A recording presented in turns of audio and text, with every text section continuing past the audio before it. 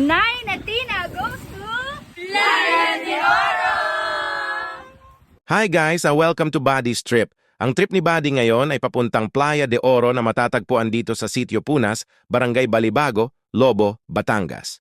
Ang guest ni Buddy ngayon ay ang mga estudyante ng Diezmo Integrated School para makulayan ang kanilang pinaplanong outing. Pagkadating ay diretso na kami sa aming pina-reserve na Nara Native AC Lodge na nagkahalaga ng 4,000 piso. Pakibisita na lang sa kanilang official page para sa iba pang rates. At syempre, diretso na sila sa beach para magsaya, maligo at sa mga rock formation sa di kalayuan na nilalakad lang para makapag-pictures dahil Instagrammable talaga dito. Dahil mga estudyante sila, binigyan ko rin ng words of wisdom or konting paalala sa buhay.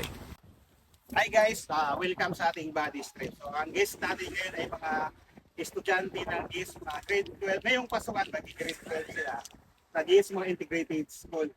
So, konti lang yung vlog ko sa kanila activity sa pagluluto. May i-share lang ako sa kanila.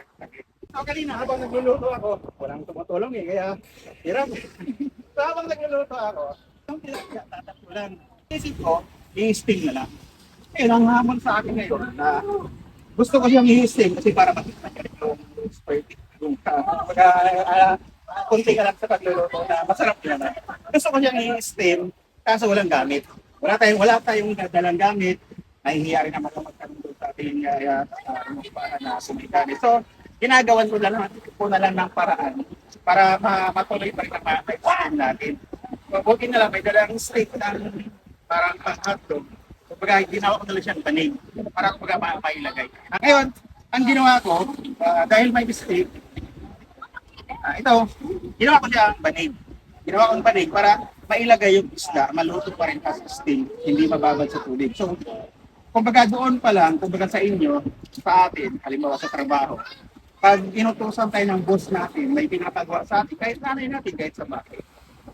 Pag sinabing gawin mo to, huwag tayo magreklamo agad na, ay, sir, ma'am, boss, kulang ako ng gamit, wala akong ganito wala akong kailangan para sa pinapagawa ko sa akin wala So, huwag muna tayo magreklamo agad. Kasi, kumbaga sa akin, kung akong supervisor or boss mo, na reklamador ka agad. Unang-una, may ginawa ka na ba? Sa paligid mo, tinitingnan mo na ba yung nasa palibot mo para magawa mo yung isang bagay, yung task na na-assign sa atin. So ang ginawa ko, naghanap ako ng paikot-ikot ako doon. Nakita ko nga ito yung steak, ginawa kong banig, tapos para maluto siyang steak na ma-steak. So, yun nga, sa isang bagay, sa pinagpatrabaho kung sa school man yan, sa magtatrabaho na kayo, balang araw, pag may ipapagawa sa atin, bago tayo magreklamo, kumbaga, initiative po nang iisipin natin. May mga bagay ba ako sa palibot na nandyan sa palibot na pwede palang gawin, pwedeng kukunin, gagamitin para magawa natin yung pinapagawa sa atin. Diba? So nasa palibot lang, mag-isip muna tayo, initiative at saka innovative para magawa yung isang bagay na pinapagawa sa atin. So hindi lang yun sa trabaho, kahit sa buhay natin bilang tayo. Uy, anong ginagawa mo dyan? Sarap po kasi ng luto nyo, Daddy Jun Kumbaga sa buhay natin, sa hamon din sa buhay natin, na gano'n nga, na nagtatrabaho tayo araw-araw, ginagawa naman natin minsan ang lahat, pero parang hirap na tayo, kulang pa rin yung gusto natin na makamit sa buhay, kahit anong pagod natin. Tapos minsan nagre-reklamo tayo na, Lord, tulungan mo ako, bigyan mo, ibigay mo naman sa akin yung mga kailangan ko. Pero di natin alam si Lord, binigay na sa akin lahat ng pangailangan natin. Nasa mundo na, nasa paligid lang, nasa atin lang kung paano natin kukunin. Huwag tayong reklamo na, Lord, kulang ako ng ganito, bigyan mo ako ng ganito. Pero di natin alam, nasa palibot na pala yung kailangan natin. So mag-isip na lang tayo, yun nga, magsikap, gawin natin ang lahat. Kasi yung hinihingi natin ay binigay ni Lord sa atin lahat. Nasa palibot na natin lahat. Huwag tayong nang reklamo, baka nasa atin ang pagkukulang. Mag-isip na lang tayo, titingnan natin kung paano natin makukuha yung ating pangal sa buhay. Okay? So sana may natutunan at gutom na kain sa inyo. Sa haba ng mga sinasabi ko ayon naggutom na sila. Kaya kumain na kami. Dapat nga pala hanggang 11 ng umaga lang kami dahil yun ang schedule nila na check-out. Kaya dito na kami sa cottage kumain. Uwian na tayo. So bago tayo uwi, may challenge lang ako. So para meron daw dito kinulang na ng pamasahe. So bibigyan natin ng 100 kung sino yung may nakakatawa na joke. Joke to. Joke lang. May nakakatawang joke. So sino ang ating first challenger? Ang first contender or challenger ay si Princess. Yan. Kirby, alam mo, Kirby, alam mo yung totoo wala sa'yo? I did toothbrush. Joke yun? Ulat. Okay, ang ating next challenger, ang pangalan ay Si Ronrick. Daddy, anong nauuna sa... Ay, ulit. Okay, take 2. Daddy, anong nauuna kapag naglalakad ng buntis? Siyempre, nguso. Alam niyo bakit? Baboy yung buntis kaya nguso nauna.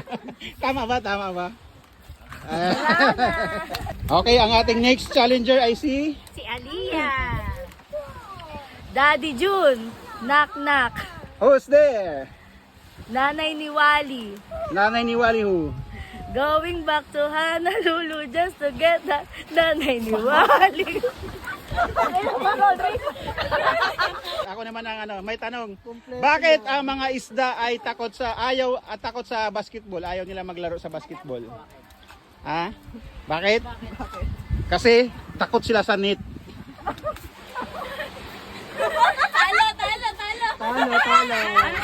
Anong net? Di mo gets Kasi pag may net, mahuhuli sila. Fish net ba? Kasi kung may net, mahuli ka. Slow. Pagkatapos ng konting kulitan ay umuwi na kami. Isa na namang drawing ang nakulayan through body strip. Isang alaalang masaya at di makakalimutan na babaonin sa pag-uwi. Kaya mapapakanta ka na lang ng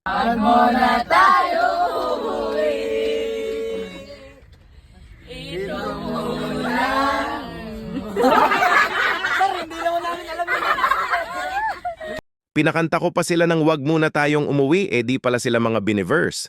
At dito na magtatapos ang kanilang outing. Please don't forget to like, follow, and share para sa mga kasunod na biyahe ni Buddy.